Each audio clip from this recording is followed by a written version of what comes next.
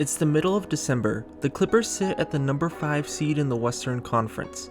This defied the expectations of many, as people did not believe that without Patrick Beverley or Kawhi Leonard, the Clippers would stay relevant after making the conference finals. Then, on December 22nd, Paul George goes down with an elbow injury, which is later revealed to be a torn ligament. Initial evaluations believed he would be gone for the year, and with little to no chance of Kawhi returning, this year was about to be a wash for a Clippers team that had just made the conference finals. 43 games later, Paul George has just checked back in for the first time, and he goes up to put up 34 points in a comeback game against the Jazz. The Clippers managed to give Paul George something to fight for, and they have managed to keep their heads above water in one of the deepest years in NBA history. And now, we are about to head into the play-in tournament, and all I want to ask is, have we forgotten about the Los Angeles Clippers? Last year, the Clippers made the Western Conference Finals and even pushed the Phoenix Suns to 6 games. If it weren't for a few plays that could have gone a different direction, it very well could have gone to 7. They managed to do that without Kawhi Leonard, a top 10 player when healthy who tore his ACL a year ago. Let's start off with the leader of this team, Paul George. I think we forgot exactly how good Paul George was doing this season, especially before his injury. At the time he went down, George was averaging 25 points, 7 rebounds, and 5 assists per game, and he was also averaging 2 steals per game, putting him on pace to be in the Defensive Player of the Year talks and leading the league in steals. At one point, I even scripted and recorded a video on how Paul George may just be a dark house candidate for taking the Clippers as far as they did with what little they had. George was having one of the best years of his career. He was being a go-to guy and a leader for the Clippers. In his few games back, it appears that he has mostly gotten back into that form. But I really want to give praise to the rest of the Clippers roster, the guys who gave George something to return to. The two biggest guys being Marcus Morris and Reggie Jackson.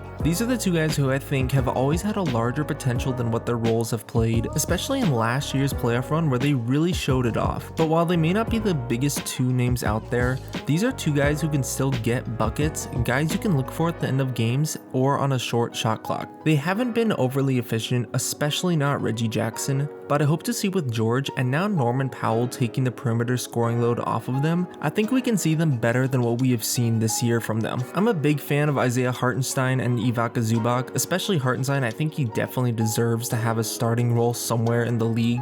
But both of these guys are big, strong, solid defenders who can finish well towards the hoop. When looking at these playoffs specifically, I think it's going to be huge to have some centers like these guys, especially just look at the Western Conference with DeAndre Ayton, Nikola Jokic, Karl Anthony Towns, and Rudy Gobert. Having a center who can hold his weight down low is going to be huge for the Clippers making it anywhere. I think their late second round draft pick, Brandon Boston Jr. has showed plenty of potential as well. While he wasn't the most touted guy coming out of college, with some people believing that he should have stayed for another year, but in his rookie season he's actually put up some pretty good per 36 stats. His efficiency is still questionable, but given that he was a late second round pick and struggled in college, I think the Clippers are happy to get any sort of value from him this year. I think Nicholas Batum remains as a good option to space out the floor, especially in this wing heavy offense, not to mention his veteran presence is always a plus. And I also think the Clippers had a huge trade deadline, and some of the guys that they brought in, that being Robert Covington and Norman Powell. In his 21 games with the Clippers, Covington has been incredibly valuable, scoring 11 points per game, hitting 2 threes at 45%. But the guy I really want to talk about, and the guy who really can change things up for the Clippers and the Western Conference playoffs as a whole, is Norman Powell.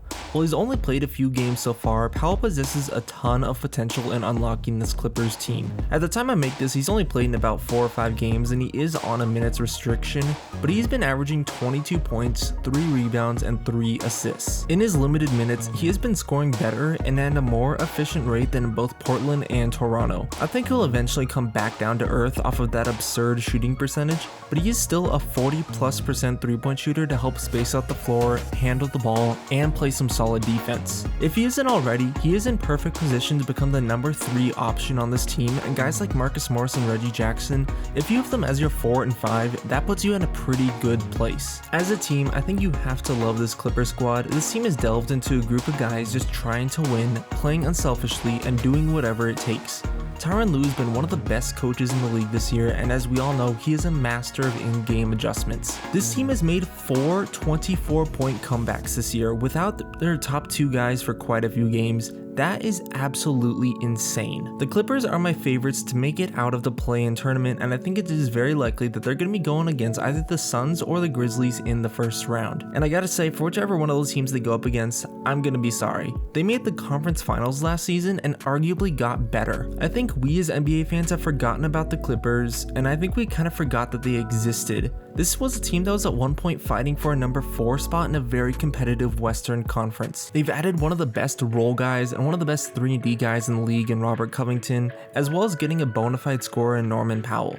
This team is basically a bunch of really good role and support guys with a few veterans who can lead them, headlined by their main guy, Paul George. I don't know if I can see them getting past the first round, but I see them as a headache for whoever they go up against. That doesn't mean that this team doesn't have a few questions to answer. We all know how Paul George can play in the playoffs, and we all know how he can sometimes disappoint in the playoffs.